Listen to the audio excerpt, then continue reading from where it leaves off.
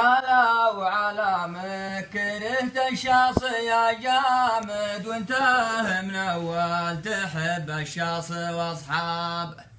قلت الزمن بار واصبح وقتنا جاحد والشاص كثرة وسواوقه وركاب. من أول ما يسوق غير من جاهد ظروف الزمان ويفتل الأشناب. واليوم ساقه من أصناف العرب واجد خكري ودلوع واللي ضيق ثياب. ما مجلاسهم في الرصيف وعزمهم بارد واكرامهم اللي يقل طفول وقلاب. ويرجع الرأي يقول من أول ما يسوق غير من جاهد ظروف الزمان ويفتل الأشناب.